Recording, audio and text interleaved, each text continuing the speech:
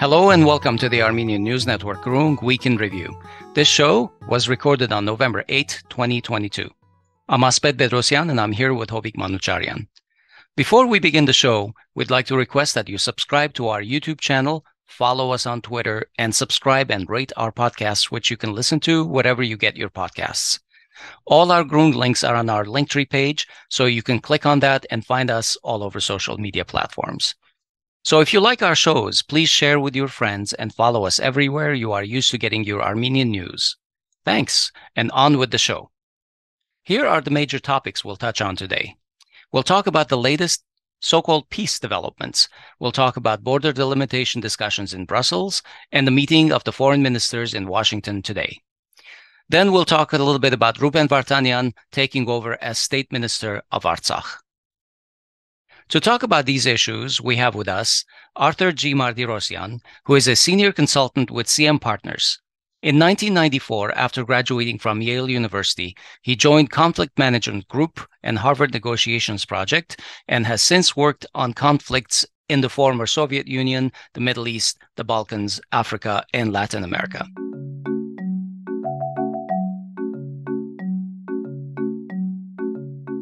Hello and welcome, Arthur. Hello, welcome to the show. Good to see you. Thank you. Let's just begin with the latest sort of peace, in quotes, developments. After the negotiations and subsequent declaration in Sochi last week, negotiations and interaction around the so-called peace treaty between Armenia and Azerbaijan continued apace. The committees on border delimitation, which the sides have committed to complete in time for signing of the treaty, met in Brussels. Meanwhile, Bayramov and Martirosyan flew to Washington, D.C. to hold a meeting under the auspices of the U.S. State Department. Let's begin with the border discussions in Brussels, Arthur. On Thursday, November 3rd, the deputy prime ministers met in Brussels to continue that discussion on the limitations. As we know, following the September war, Pashinyan's government said it is committed to signing an agreement with Azerbaijan in 2022. And in October, Armen Grigoryan stated that the process of delimitation is also slated for completion in 2022. That sort of synchronizes both processes. Armenia and Georgia, for instance, who are actually on friendly terms, have been working on this for 20 years, and just over half of the border is complete. How is it possible to delimit a border which is at least twice as long as the Armenia-Georgia one in a few months? Do you understand how this process is proceeding? Well, these are negotiations, obviously, and often negotiators can be over-optimistic about the deadlines and setting the deadline when it's possible to negotiate delimitation to say nothing of demarcation, because delimitation is maps, agreeing on the map where the line should be, whereas demarcation is physically being on the land, putting the border infrastructure on the ground. So when they say they're going to end the negotiations of delimitation by the end of this year, it sounds unrealistic to me. For one reason, the sides need to agree when they negotiate on such issues what should be the criteria for them. Right? That is, what kind of map they're going to be using, because Azerbaijan has several times mentioned maps of 1918 or before, when Azerbaijan was not recognized by any other state, or they were not accepted to the League of Nations because of the issues on kind of contested territories and other things that made the relations quite contentious at the time, right, 100 years ago. Now, if we're back to this, and if we recall what President Putin had to say at his press conference after Sochi negotiations, it's remarkable. He said, we have, and he repeated, essentially, it was not the news. He said, we have the maps, the most accurate maps of the general staff. In the joint statement after the negotiations, we read about 1991. Well, the Soviet general staff was engaged in very serious cartography, obviously. But it's not like, they were doing it every year. I still have maps done by them after the Second World War, and borders kept changing not significantly, but they kept changing because some of the decisions were made by the local authorities, so the borders were changing. I don't see that process of negotiating delimitation if the parties are going to be using the maps that President Putin mentioned, as easy as it's been declared by our officials you mentioned. Right. If you look into the history, almost anecdotal, of Soviet-Chinese negotiations over a disputed area in the river Amur. There was an island, and that was disputed, right? Because if there is island, there are different criteria how you put the line between the parties. And that was a very long and protracted process, over 40 years. They signed the agreement finally in 2004, and I think finally the island in the Amur River was given to the Chinese in 2008. So the parties could not agree whether there was an island or not in 1970s because the Chinese were showing a map where there was an island. The Soviets were saying, no, in our maps, there is no island. So how long it's going to take? I don't know. I think this is going to be long. And I think generally, I mean, when we're trying to understand why parties can be over-optimistic or not, Pashinyan's government wants to be done with this as quickly as possible. That sounds like their interest, how they see it. Yeah. So does Aliyev probably. Aliyev obviously would like to do that, but on his terms, the way he sees the borders. And by the way, the September aggression was done to gain control of certain areas where he thought might be some questions about whether that's Armenian or Azeri. So by controlling those heights, he now can put pressure on the Armenian territory. And there are also the issues of enclaves, right? The Soviets designed those enclaves. So it's not that clear to me that Aliyev wants it fast. He wants it on his terms. So the Armenians want it fast, the Armenian government, that is. Aliyev wants it on his terms. Russians want it to go it for as long as necessary. And by saying that, we can see their interests, right? Because as a negotiator, I need to understand what interests the sides have, why they're saying what they're saying, and how that's going to impact. I mean, because they're going to follow their interests, how that's going to impact the process, and how long it may take. I mean, that's an open question.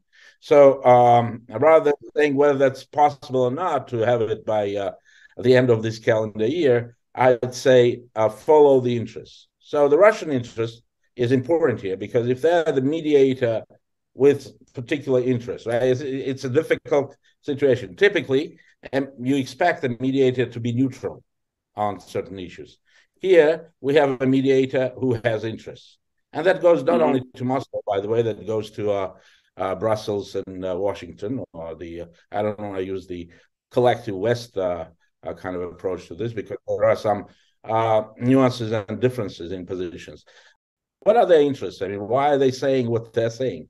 And again, to sum up my take on your question, I think if it goes to Russians as mediators, this is going to be not as long as the Russian-Chinese negotiations on the Amur River, but not as fast as Pashinyan sees it. Why? Because Russians are too busy with other things right now. They don't want any escalation, and they don't want the intervention of the West in this area. So they need to keep, again, their leadership as a mediator, at the same time controlling the key to these negotiations, which is the maps, the criteria, right? What maps we're going to be using. It can last much longer, right? Even if they agree on the limitation, assuming that can be done faster, or maybe Pashinyan is ready to give whatever the Aliyev is going to demand on his terms. Even if that is the case, demarcation takes longer because it's about infrastructure on the ground. So I don't see it happening this year. I mean, I'm sorry to rain on their parade, but I don't see it happening. It's interesting. You mentioned the positions of Brussels. You know, all the sides have interests. what's interesting to me is that if Moscow has the maps from the General Staff archives, why are they in Brussels negotiating? Does that mean that Brussels either maybe silently or is basically okaying Russians' involvement and mediation despite sort of the different poles, being, having interest here? Or Yeah. is it basically like is to me, like, given the current war climate, my question is, would Brussels be more antithetical to Russian involvement and basically try to sort of derail Russian involvement? Well, I think the process, which was known as the OSCE Minsk group process, has obviously fragmented right now. So instead of the three parties, three mediating parties acting as one, they're acting as at least two, sometimes two and a half, right? So what this does in negotiation terms, it gives the parties an opportunity of shopping. And shopping means I take the proposal made by one mediator and I show it to the other mediator and I say, if you give me this and this part of your mediated proposal, I'm going to take it. All right. But if there is only one mediator, there is only one proposal on the table.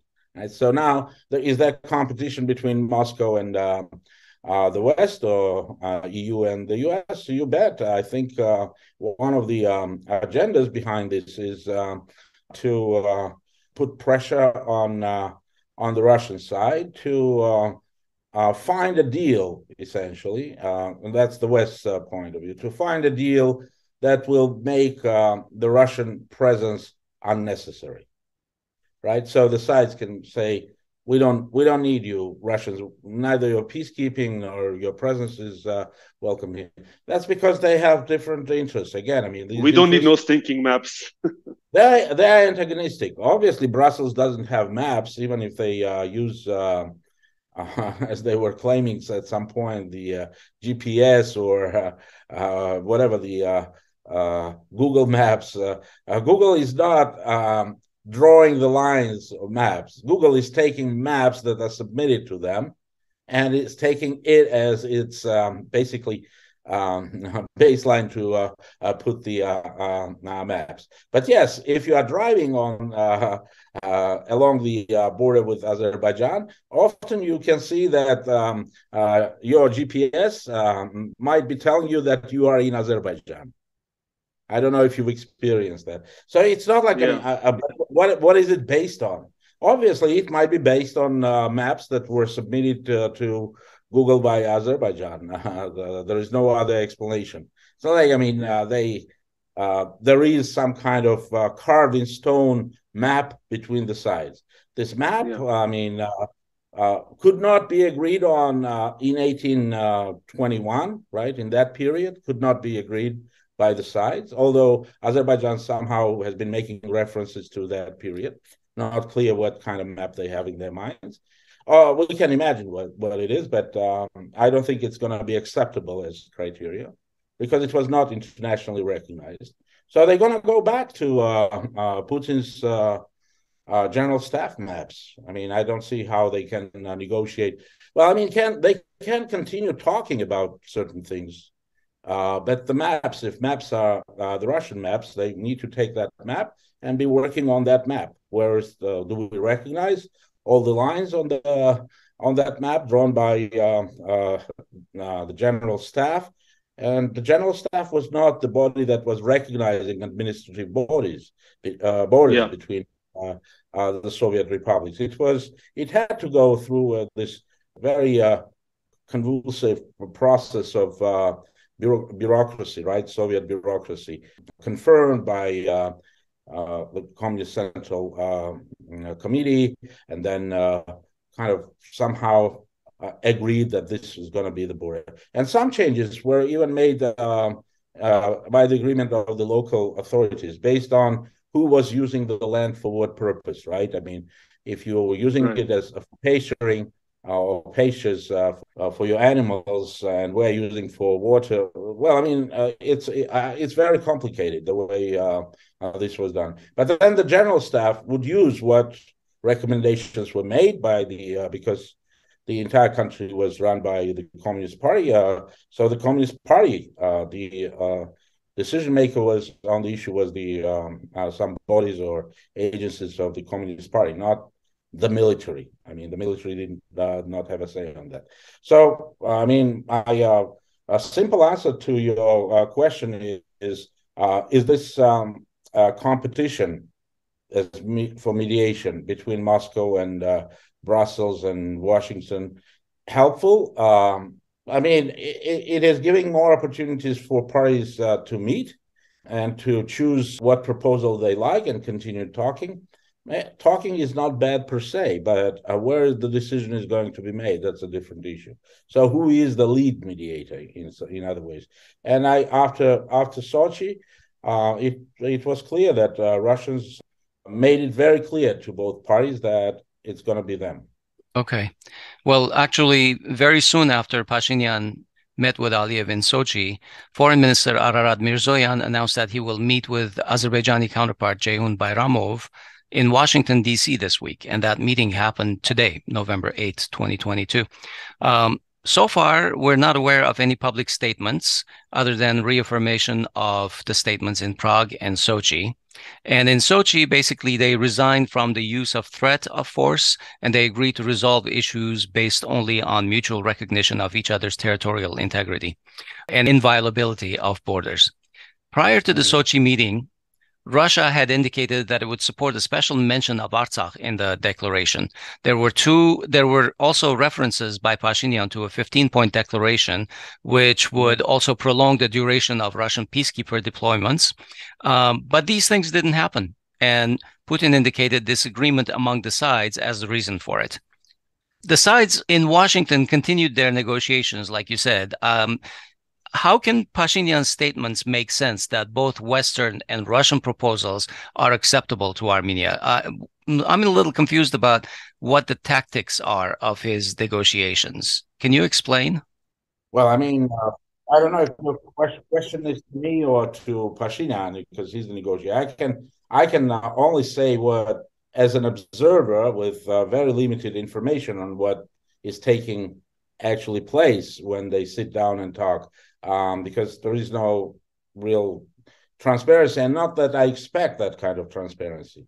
We should understand that when the parties are negotiating, apart from their joint statements,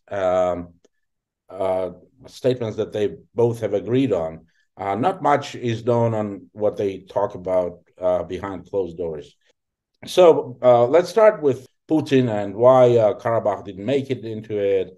I think, again, as a negotiator, I think Pashinyan made a tactical mistake when he, before the meeting in Sochi, went public and he said, these are the things that I want from the Russian side.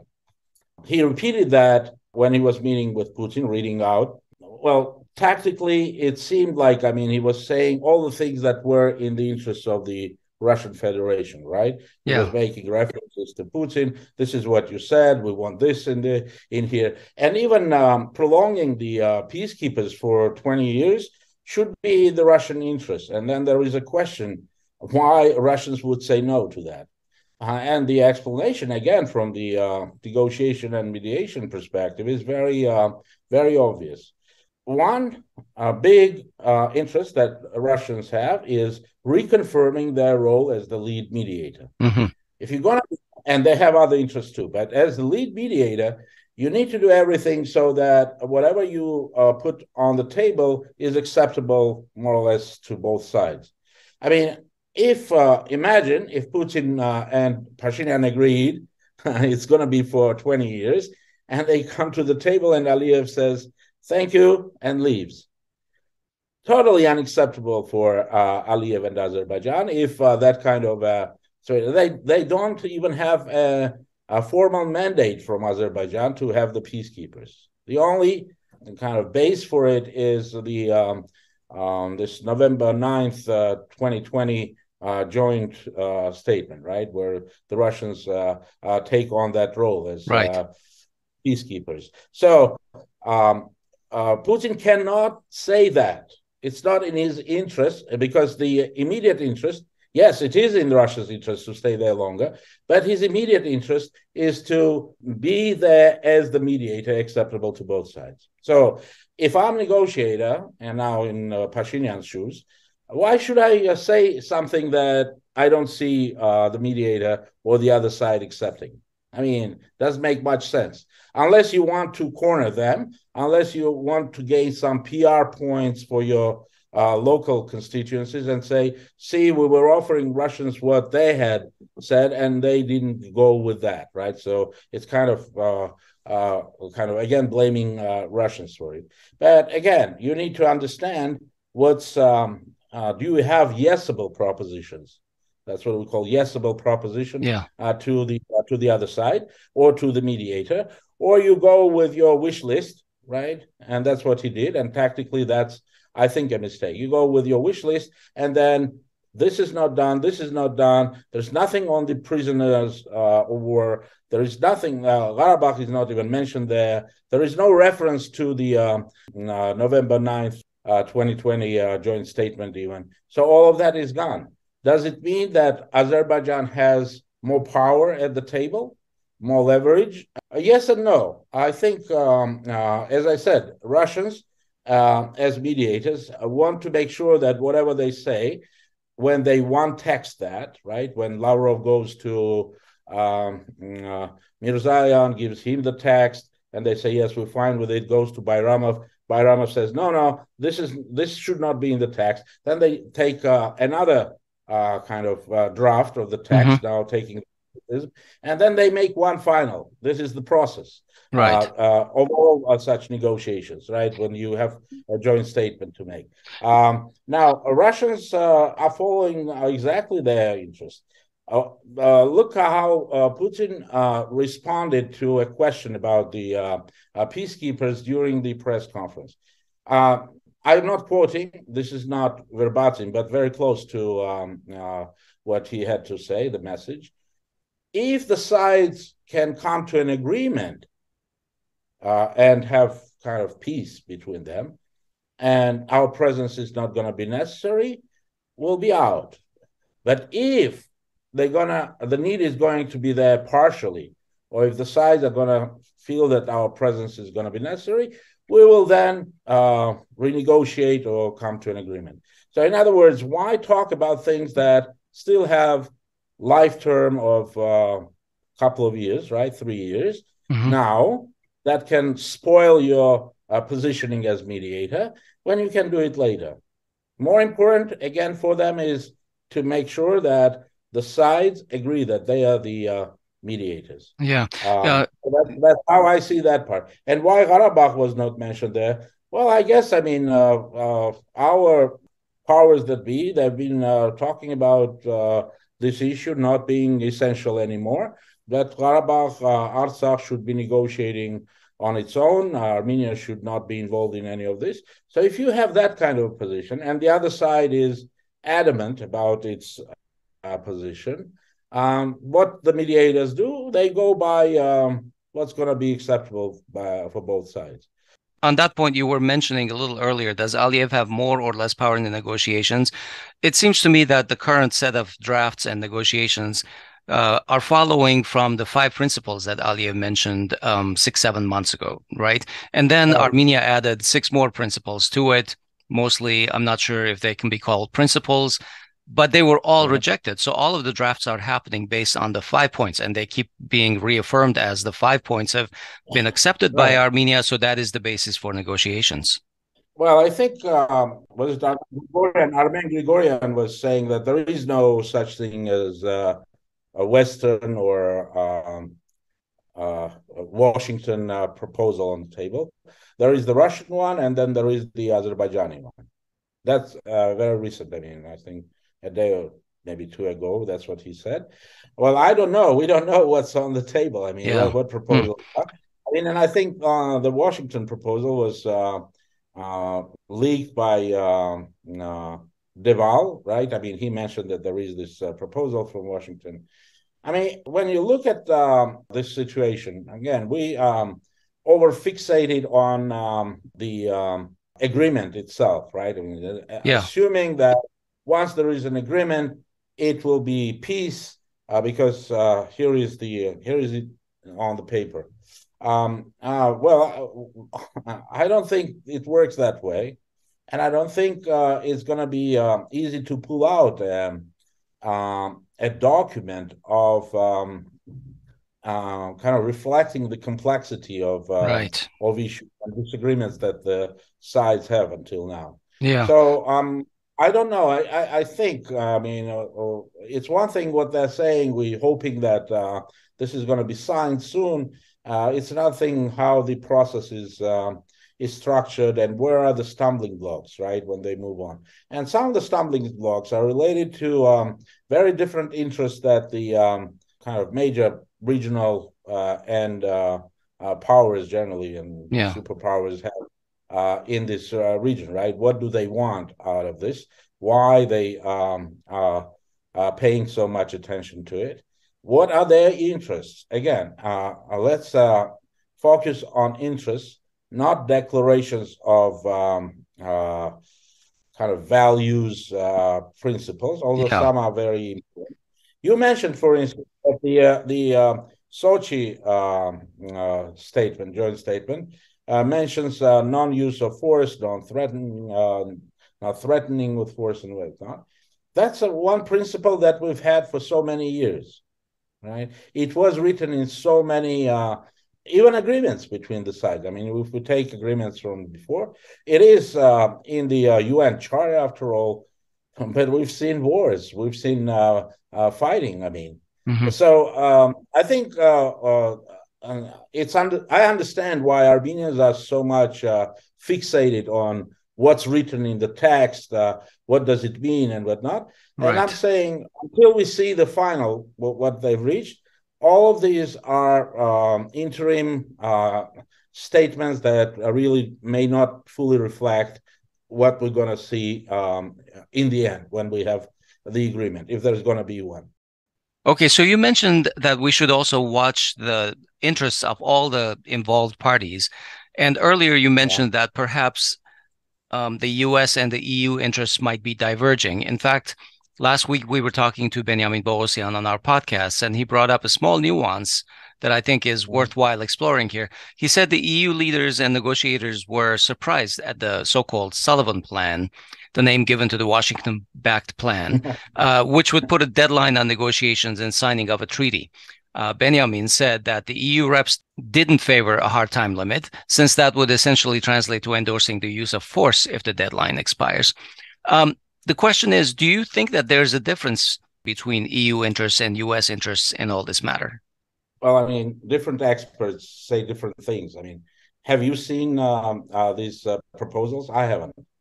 I haven't either, of course. I haven't. There is a talk, again, as I said, there was this mentioning by Deval, then it was taken. And now Armen Grigoryan, our official, is saying there is no such thing as Washington proposal, forget about it. There is Azerbaijan. And now, is there a difference? There may be some nuanced differences between the way Brussels sees it and Washington sees it, because there are some differences in the interests. But I haven't seen the documents, and it's hard for me to comment on things without seeing the actual documents. Obviously, there may be differences, but we need, again, let's focus on their interests. What is it that they want? And it sounds like they all want the same thing, right? I mean, they're all talking about peace agreements, stability, and whatnot, but they are following very different agendas, and interests are different. Although it is stated they want peace, we need to analyze their interests. And obviously, if Jake Sullivan says, assuming he had said that there should be a deadline. I mean, I don't know. I haven't seen that statement. I don't know anything about it. It's obvious, I mean, because Jake Sullivan may not know if he's going to be in the office after elections in 24. I mean, so what's the point of saying? I mean,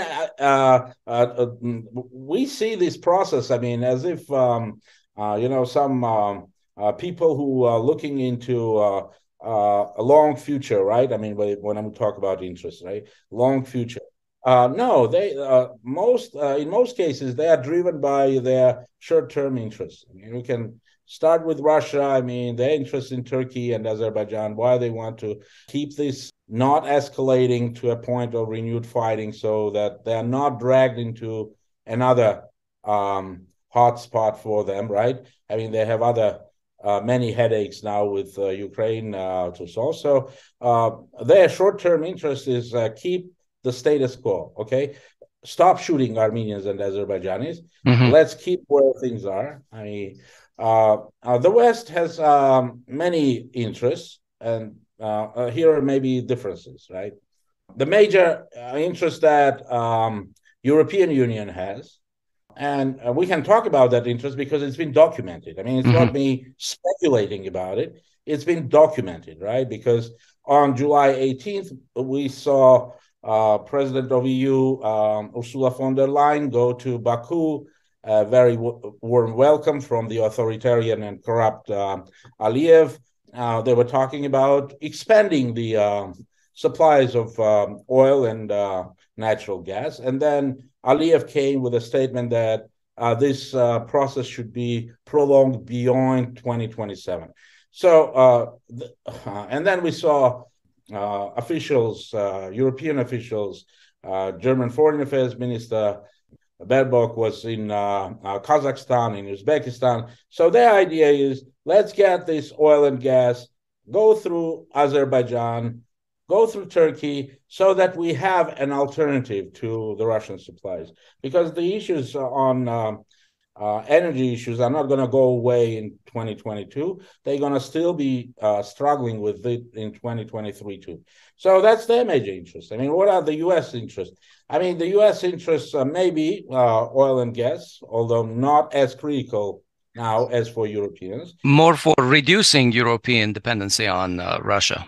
Oh, of course. I mean, as much dependence on the U.S. Supplies of gas, right? Mm-hmm.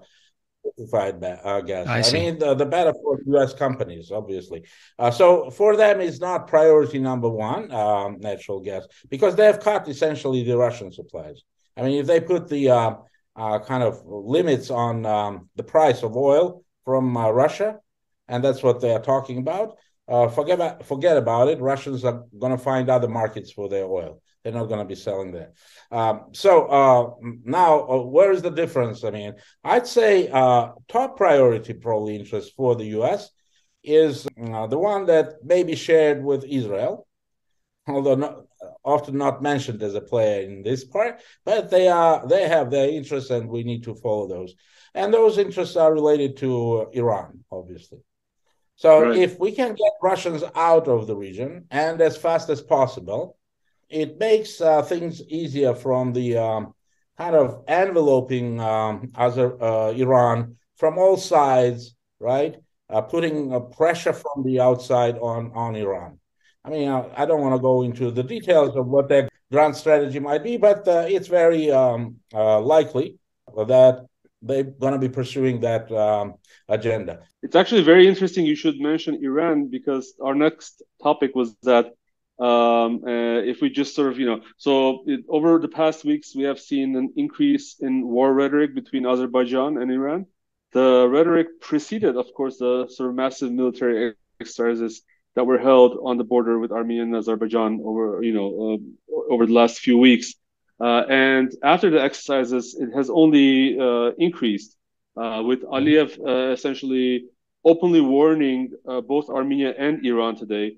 But just yesterday, for instance, Iranian intelligence announced that a citizen of Azerbaijan was the main element in directing the terrorist attack against the Shah Cheragh mosque on October 26th, which ended up killing 15 people.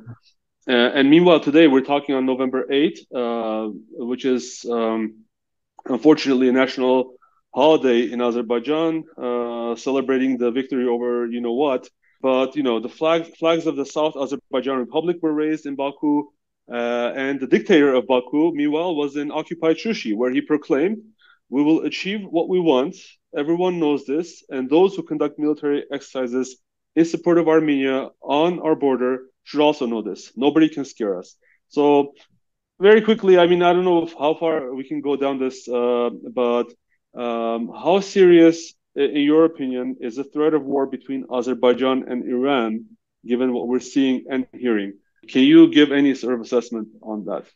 Well, I mean, I'm in negotiation business. You're asking me a question. I mean, to evaluate how two sides can get to a war, and I don't think any expert today can say for sure if they're going to go to war, when they're going to go. Is it likely? Yes, the probability has gone up, obviously.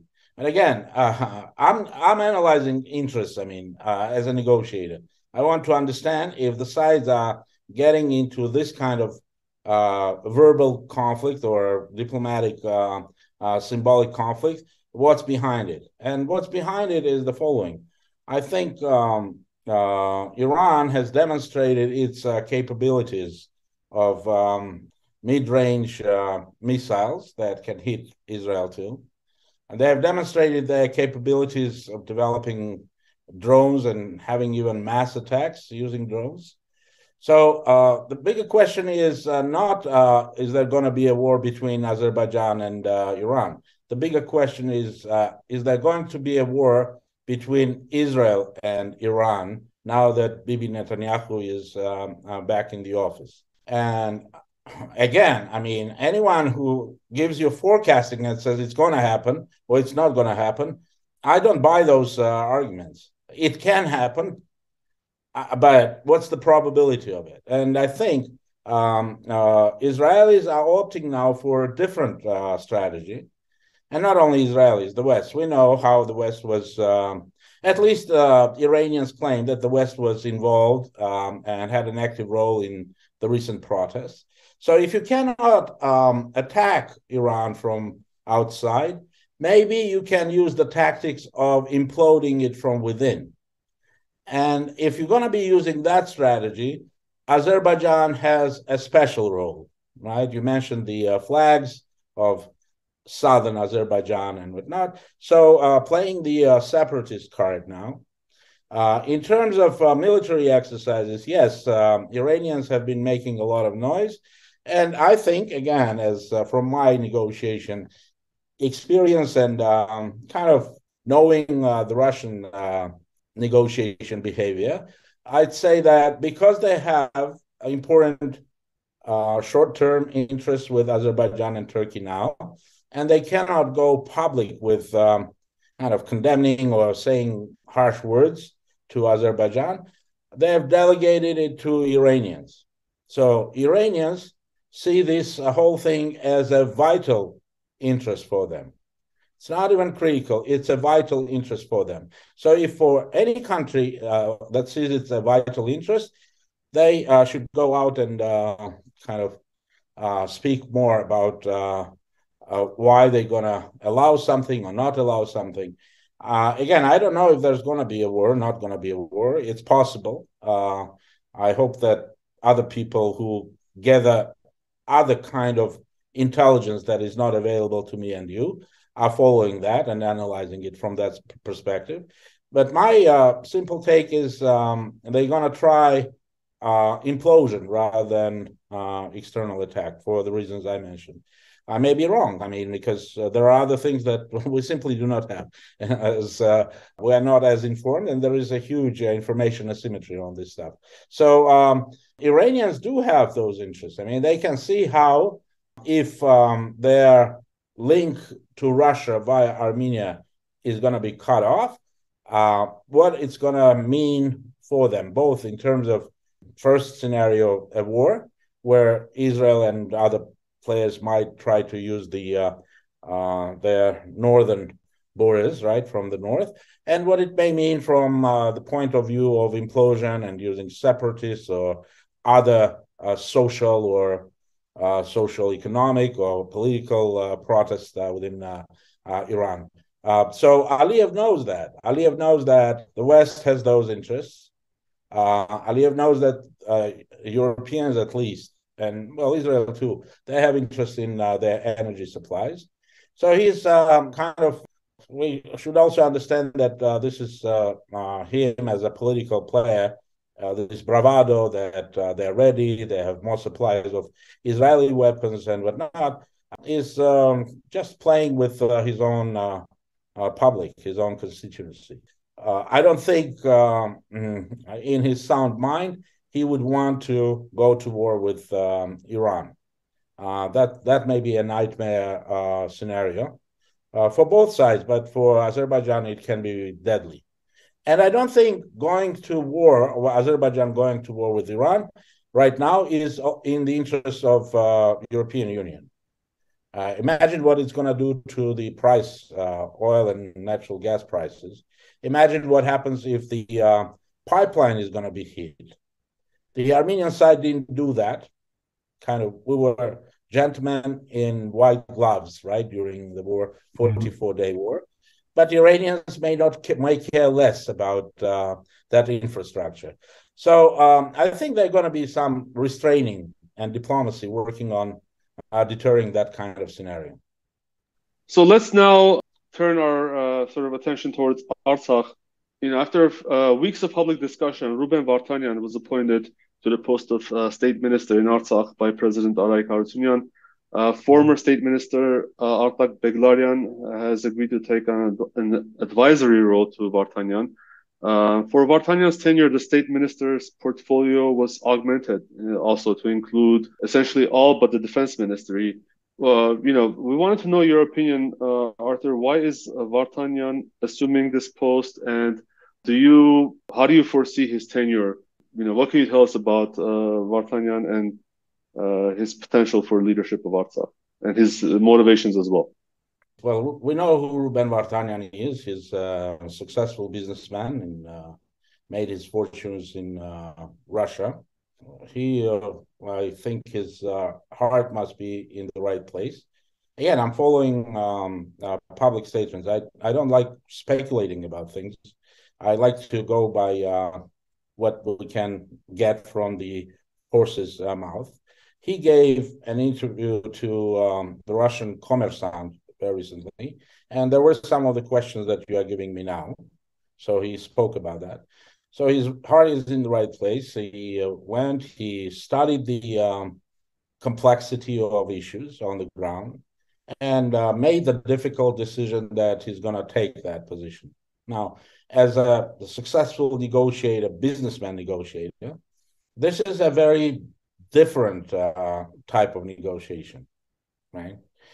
Because he's going to be trying to, in part, also negotiate with the Azerbaijani side on such issues as gas supply, electricity supply, water supply, roads, communication, and there are other issues too.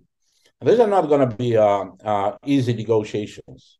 It's a very formidable task, I would say, that he has undertaken. I only wish him, obviously, good luck in doing all of that.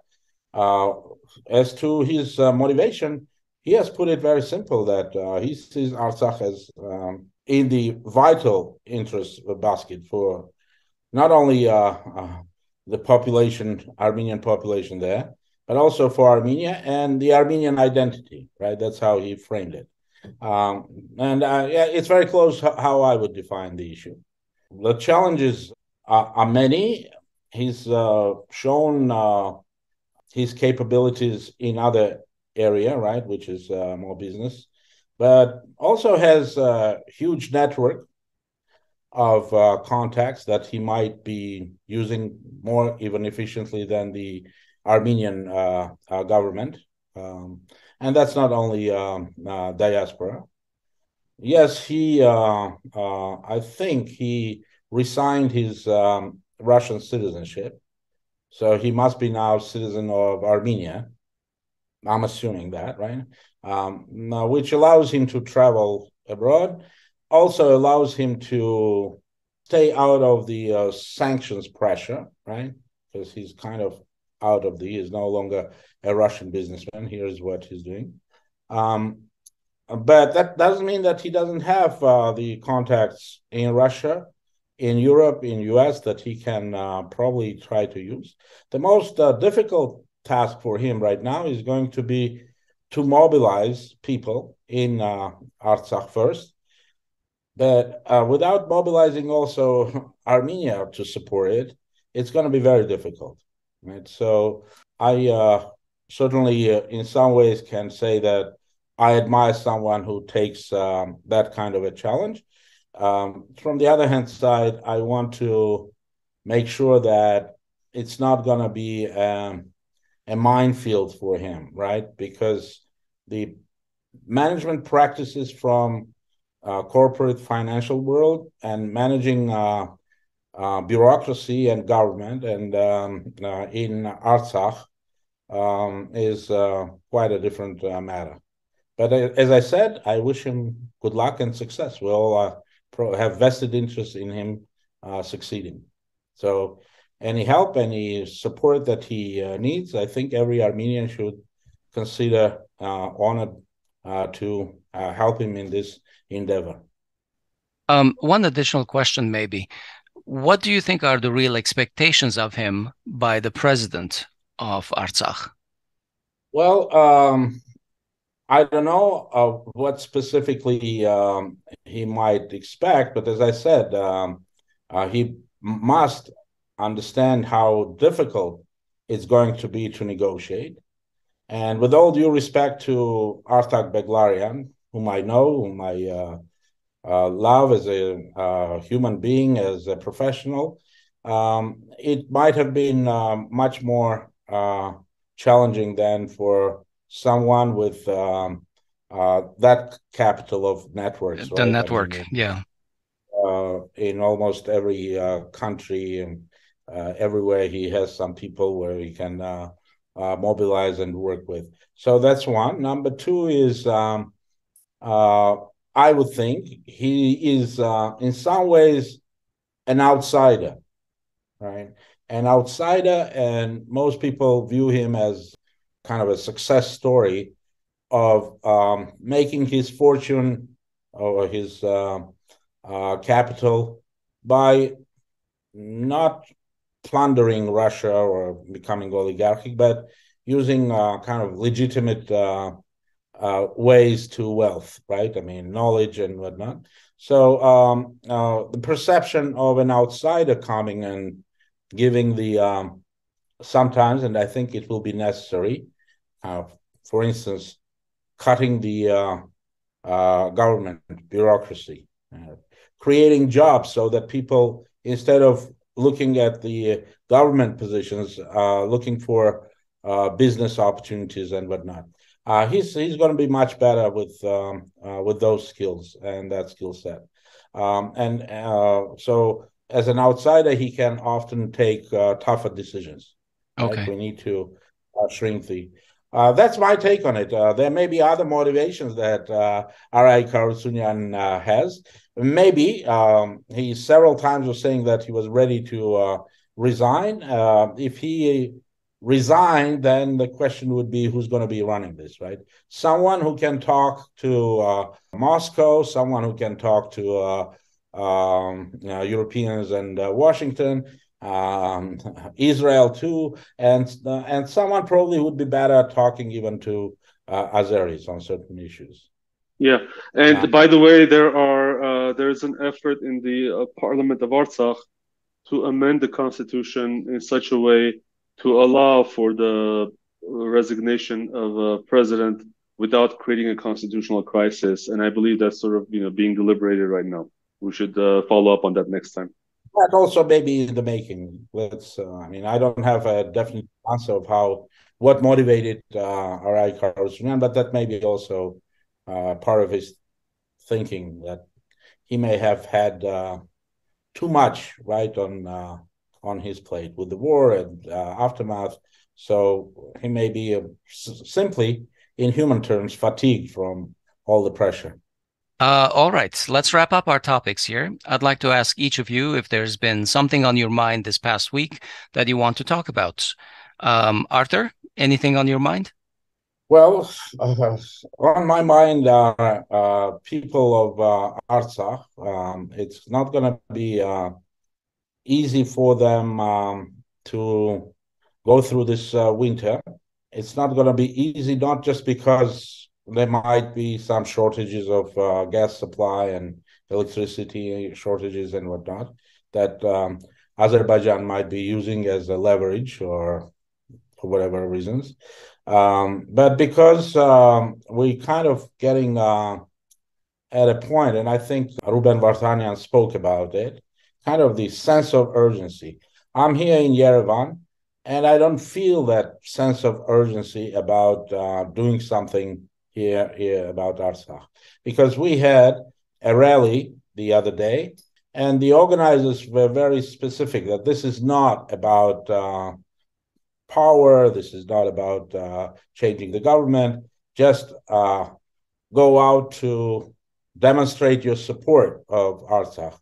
And 5,000 or 6,000 people who went to the rally, I respect all of them, admire them, but I also have a question. Have we come to a point where we as a nation are going to be quite indifferent to what happens in Artsakh? And that's kind of not a comforting thought that you can kind of live with, but that's unfortunately what I'm observing. And the big question is, what needs to be done to make the mobilization of the entire nation? And when I say entire nation, that's not just Artsakh and Armenia, that's also diaspora. So what needs to happen to mobilize? I think I know the answer to that question, at least partial answers to those questions, but I don't see it happening. And that really makes me a little bit anxious about the daunting task that Ruben Vardanyan has in Artsakh and where this whole thing might go. Okay. Hovik, what's on your mind? I might just continue on the same topic. It's basically a catch-22. Like the answer that many see is, in my opinion, the removal of the current de facto prime minister of Armenia. And there is some kind of I think my interpretation is there's some kind of a fatigue where people want to see action. And that may explain why there are so few people who turned out at the protest, because from the get-go, it was announced that, this was only in support of Artsakh, even though I agree that everyone should have been there, but I think that there's lack of morale all the way through, both in diaspora and in Armenia.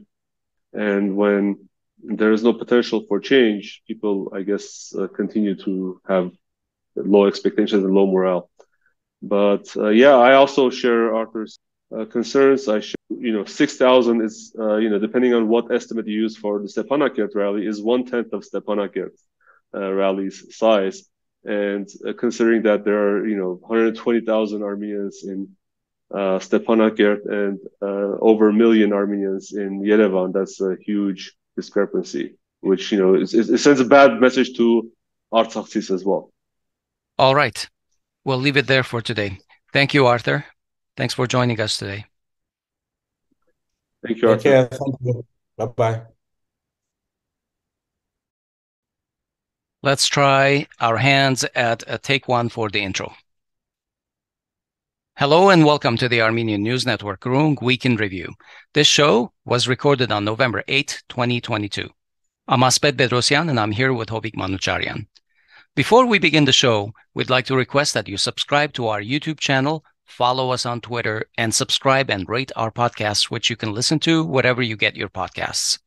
All our Groong links are on our Linktree page, so you can click on that and find us all over social media platforms. So if you like our shows, please share with your friends and follow us everywhere you are used to getting your Armenian news. Thanks, and on with the show. Here are the major topics we'll touch on today. We'll talk about the latest so-called peace developments. We'll talk about border delimitation discussions in Brussels and the meeting of the foreign ministers in Washington today. Then we'll talk a little bit about Ruben Vardanyan taking over as State Minister of Artsakh. To talk about these issues, we have with us Arthur G. Martirosyan, who is a senior consultant with CM Partners. In 1994, after graduating from Yale University, he joined Conflict Management Group and Harvard Negotiations Project and has since worked on conflicts in the former Soviet Union, the Middle East, the Balkans, Africa, and Latin America.